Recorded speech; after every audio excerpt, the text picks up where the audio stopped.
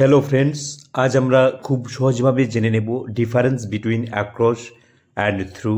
Across এবং থ্রুর মধ্যে কি পার্থক্য আছে বা কোন ক্ষেত্রে আমরা অ্যাক্রস ইউজ করব, কোন ক্ষেত্রে থ্রু ইউজ করব, আজ আমরা খুব সহজভাবে জেনে নেব। তোমরা শেষ পর্যন্ত দেখতে থাকো। দেখো, অ্যাক্রস অ্যাক্রস মানে অতিক্রম করে বা পার হয়ে বোঝায়। কিন্তু এখানে দেখো অ্যাক্রস আমরা কোন ক্ষেত্রে ব্যবহার করব। অ্যাক্রস দেখো, ইট suggest movement over or on something typically A surface. Across মনে রাখবে যে এটি গতিবিধি বোঝায়। কোথায়? Over on or on some, অর্থাৎ কোনো কিছু ওপরে বোঝায়। টিপিক্যালি এ সারফেস অর্থাৎ উপরিতলে, কোনো কিছুর উপরিতলে কোনো মুভমেন্ট বা গতিবিধি বোঝাতে আমরা অ্যাক্রস ব্যবহার করব। দেখো, ইট সাজেস্ট আবার কি করে না, crossing from one side of an open and flat space to the আদার। আরও ভালো করে জেনে নাও যে এটি কী করে one side of an open and flat, অর্থাৎ একটি ওপেন খোলা এবং ফ্ল্যাট যে চ্যাপ্টার হবে স্পেস, সেই জায়গায় গতিবিধিটা বোঝাবে। অর্থাৎ এক জায়গা থেকে একদিক থেকে অন্যদিকে, from one side two the আদার, অর্থাৎ একদিক থেকে অন্যদিকে এটি খোলা উন্মুক্ত জায়গায় চ্যাপ্টার, সেক্ষেত্রে সেই জায়গায় ক্রসিং বোঝাবে। এখানে একটি এক্সাম্পল দেখলে তোমরা বুঝতে পারবে। এখানে একটি বাংলাটা তোমাদের জন্য দেওয়া আছে, বাংলাটা দেখে নাও। একটি খোলা জায়গায় এক প্রান্ত থেকে, একটি খোলা জায়গার এক প্রান্ত থেকে অন্য প্রান্তে পৃষ্ঠ বরাবর যাত্রা বোঝায়, অর্থাৎ উপরিতল বরাবর। এক্সাম্পল দেখো, তাহলে বুঝতে পারবে। She ran across the field.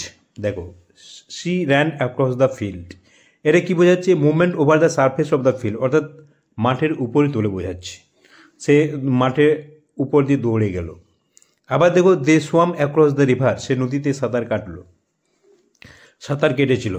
এখানে দেখো, র্যান অ্যাক্রস দ্য রিভার, এখানে কী বোঝাচ্ছে? Crossing the water from one side to other, অর্থাৎ একদিক থেকে অন্যদিকে জলে সাঁতার কাটা বোঝাচ্ছে, অর্থাৎ জলে সাঁতার কেটে পার হওয়া বোঝাচ্ছে, অতিক্রম করা বোঝাচ্ছে। বুঝতে পারছো? তাহলে একদিক থেকে অন্যদিকে অতিক্রম করার ক্ষেত্রে মনে রাখবে উপরিতল বরাবর একদিক থেকে অন্যদিকে অতিক্রম করার ক্ষেত্রে বা পার হওয়ার ক্ষেত্রে বা গতিবিধি বোঝাতে আমরা কি ব্যবহার করব? অ্যাক্রস, মনে রাখবে। এবার চলে এসো থ্রু। থ্রু মানে কি বোঝায়? মধ্য দিয়ে বোঝাতে। ইট suggest movement within or inside something. এখানে কি হচ্ছিল?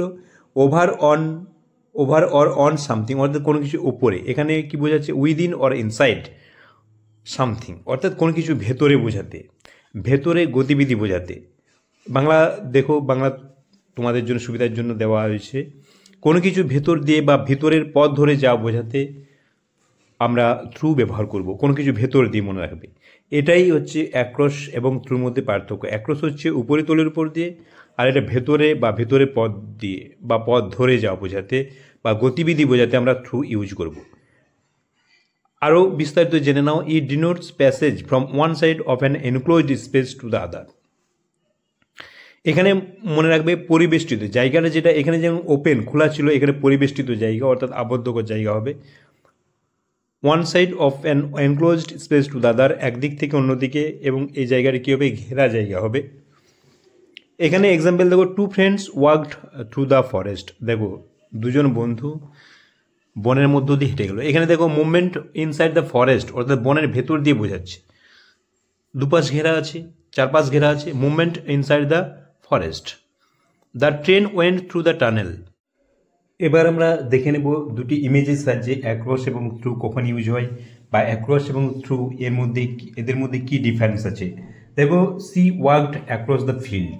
মেয়েটি দেখো মাঠের ওপর দিয়ে হেঁটে যাচ্ছে। কোনো কিছুর ওপরে হাঁটা বোঝাতে বা উপরিতলের উপরে হাঁটা বোঝাতে ওয়াক অ্যাক্রস ব্যবহৃত হয়। এখানে যেমন ওয়াক বা মুভমেন্ট বোঝাচ্ছে।